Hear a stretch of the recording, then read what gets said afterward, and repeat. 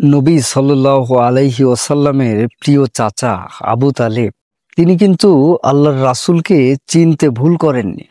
তিনি মনে প্রাণে সম্পূর্ণভাবে বিশ্বাস স্থাপন করতেন যে আল্লাহর রাসূল হক।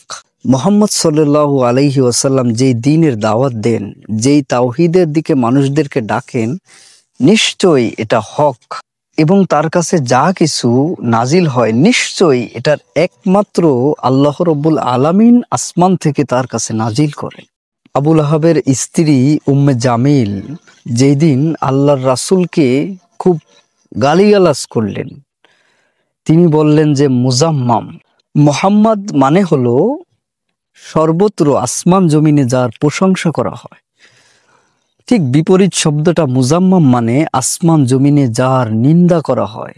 তো এই মহিলা যখন আল্লাহর রাসূলকে এভাবে কবিতার মাধ্যমে ব্যঙ্গ বিদ্রূপ করে গালিগালাজ করতেছিল, ঠিক তার বিপরীতে এই চাচা আবু তালেব প্রায় ৮৩ লাইনের কবিতা লিখেছিলেন, যে কবিতার প্রত্যেকটি লাইন পড়তে গেলে আপনার চোখ থেকে অশ্রু বের হবে।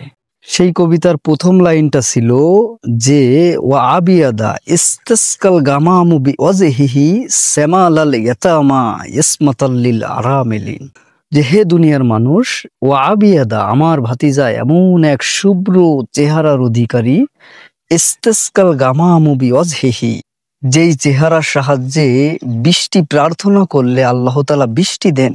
আর শ্যামা আলাল ইয়াতামা আমার ভাতিজার কাছে দুনিয়ার সমস্ত ইয়াতিম, সমস্ত দরিদ্র, দুঃখ নিপীড়নের মানুষগুলো আসলে সে তার দুঃখ ভুলে যায়।